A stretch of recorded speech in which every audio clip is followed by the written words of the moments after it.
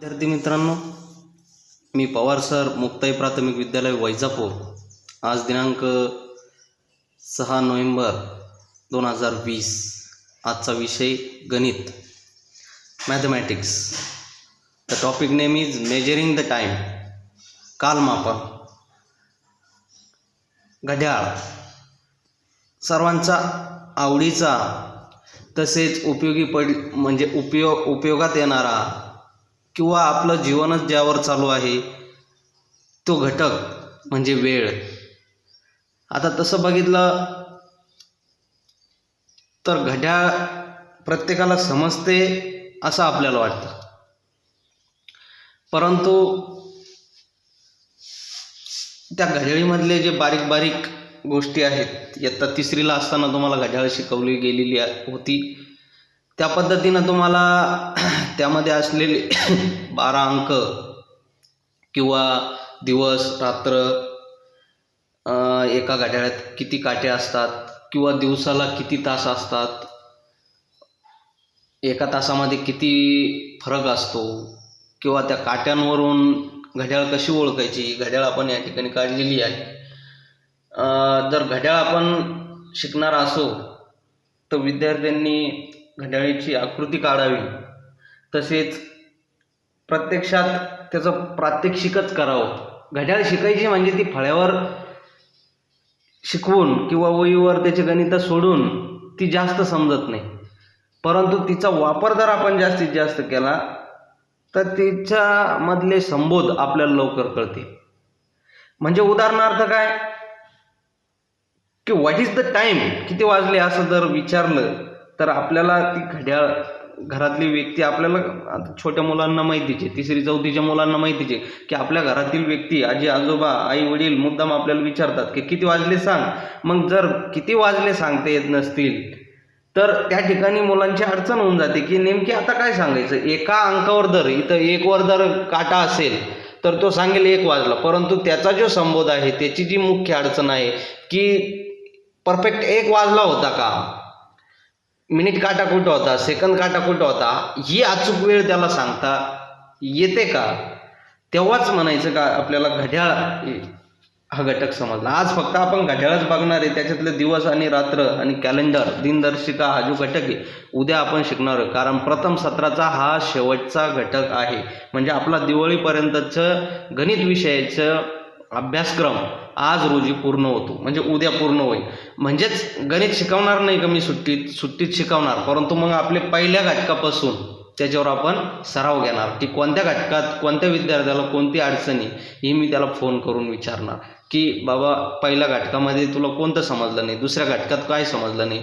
मी तुम्हाला आधी पण म्हटलं होतं की जोपर्यंत आपल्याला टायमिंग कमी असल्यामुळं मी फक्त घटक शिकवणार आणि त्याची जी अडचणी होते ते तुम्ही ग्रुपवर विचारायच्या होत्या, पण बरेच विद्यार्थी विचारतात, काही विचारत नाही. त्यामुळं आता त्यावर मी स्वतः त्यांचं मूल्यमापन करणार, त्यावर तुम्हाला लिखित स्वरूपात एक चाचणी देणार, एका घटकावर एक चाचणी, आणि ती चाचणी सोडवायची.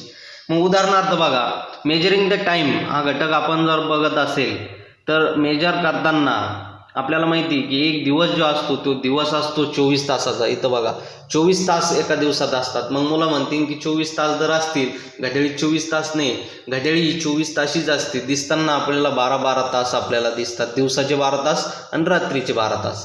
बघा, जशी सकाळी जर 10 वाजले असेल तर रात्री पण 10 वाजतात, म्हणजे दोन्ही मिळून ती 24 तास झालेली असते. घड्याळी 12 तास असते, दिवसा आणि रात्री मिळून ती 24 तास होते. 1 तास म्हणजे आपल्याला माहिती आहे की 60 मिनिट जर हा चक्कर जर पूर्ण झाला मिनिट काट्याचा, प्रत्येकामध्ये 5-5 मिनिट असतात. बघा, काउंट करा. 1 म्हणजे 12च्या पुढे 1, हा 1 नाही तर मिनिटाचा 1. मिनिट काटा म्हटल्यावर ही मिनिटं मोजत चालायची. 1 2 3 4 5 म्हणजे मिनिट काटा जर इथं आला तर 5 मिनिट झाले आपण असं म्हणणार. म्हणजे प्रत्येक, आता याची सोपी पद्धत आपण वापरणार. हे काटे 60 आहे पूर्ण.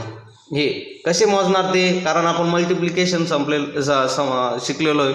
विद्यार्थ्यांनी छोट्या गोष्टीतून मोठ्या गोष्टीकडे जाण्याचा प्रयत्न नेहमी करावा. मग 5 हे 5 जर होत असेल तर आपण बेरीज करीत बसायचं का, नाही. आपल्याला माहिती 1 वर 5 होतात, 2 वर 10 होतात, 3 वर 15 होतात, 4 वर 20 होतात. ही 20 मिनटं, 25 मिनटं, 30 मिनटं, याचा फरक काय की या प्रत्येक काट्याला जर 5ने गुणलं तर आपल्याला त्याचं उत्तर मिळतं की किती मिनिट झालेली. बघा 7ला जर 5ने गुणलं, 7 5 35, म्हणजे मिनिट काटा जर इथं असेल तर 35 मिनिट झालेली. हे आपल्याला कळायला पाहिजे. म्हणजे 35 मिनिट पास्ट 1. उदाहरणार्थ हे सेमीवाल्यांसाठी सांगतोय मी.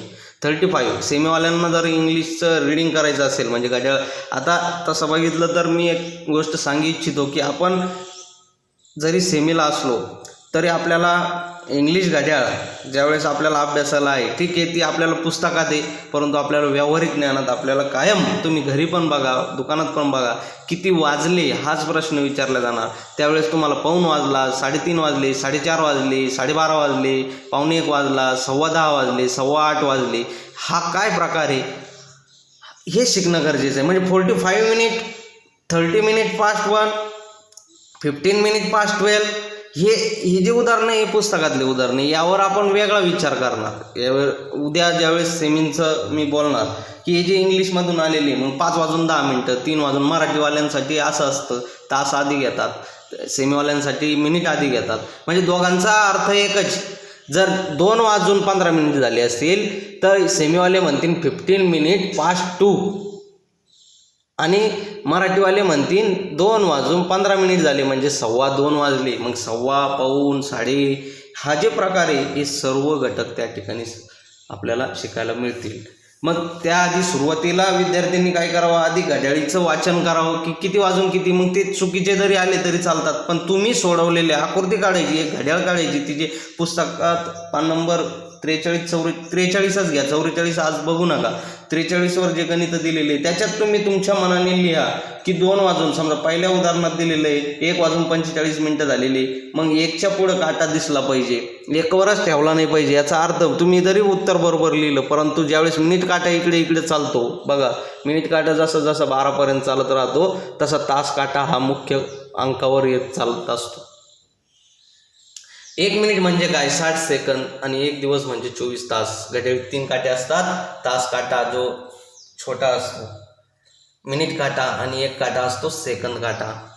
म्हणजे या सेकंदातून सुद्धा मिनिट कंप्लीट होत होतं. आता बघा, हा मिनिट काटा जर 12च्या पुढील मिनिटावर जायचा असेल तर ह्या सेकंद काट्याला 1 चक्कर पूर्ण करावं लागतो. जसं पृथ्वीची प्रदक्षिणा असेल, सूर्यमालेतले अनेक ग्रह हे एकमेकांसोबत सूर्याभोवती फिरतात, त्याच पद्धतीची एक घड्याळमाला आहे असं समजा. सूर्यमाला जशी पृथ्वीभोवती फिरते, सूर्याभोवती फिरते, चंद्र हा प्रदक्षिणा मारतो, तसाच प्रकार या ठिकाणी ज्यावेळेस ही पूर्ण चक्कर होत चालतात त्यावेळेस घड्याळीचे 1-1 तास, 1 दिवस पूर्ण होत चालतो. म्हणजे मिनिट काटा हा ज्यावेळेस पूर्ण चक्कर मारेल त्यावेळेस समजायचं की 1 दिवस पूर्ण झालेला आहे. अशा प्रकारे हा गणिताचा अतिशय उपयोगात पडणारा टॉपिक आहे. आधी मला 43 पान नंबरवरले गणित सोडून दाखवा, त्यावर आपण उद्या त्यावर तुम्हाला येणाऱ्या अडचणींवर आपण चर्चा करू. धन्यवाद.